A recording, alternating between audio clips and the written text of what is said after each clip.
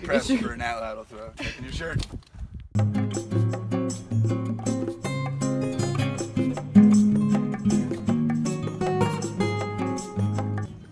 My name is Derek Rothy. I'm the park ranger here at Lone Pine State Park. Here today to talk to you about the Atlatl.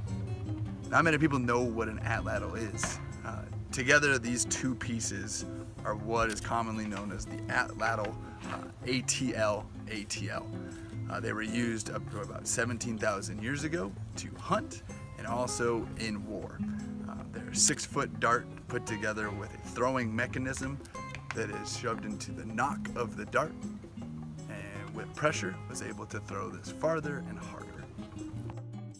Here at Lone Pine we have one of the only public archery ranges, and so it's interesting to have one of these around where you can kind of see what it was like well before what traditional hunters use as a bow and arrow. Together this is called an Atlatl, where this is your throwing mechanism and this is your dart. Most people incorrectly call this a spear. The spear was before the Atlatl.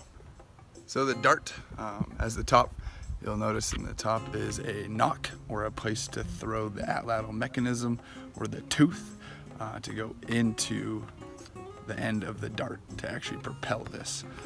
Following down the dart, you will have fletchings, or what would have been at the time feathers, used to help with accuracy of your dart. Normally these were made out of river cane. Bamboo was a big one, but here in the Americas we didn't have it. Red oyster dogwood was a really common one here.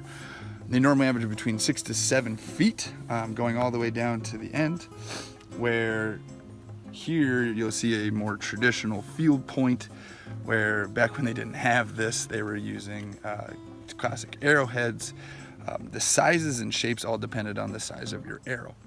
And the bigger your dart or bigger your spear were, the bigger that your field point were going to be, or your tip was going to be. To be able to throw a dart, you would have one of these as well.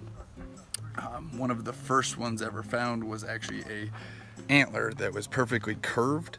A perfect size of these would be the length of your arm, from your middle finger all the way up to your shoulder.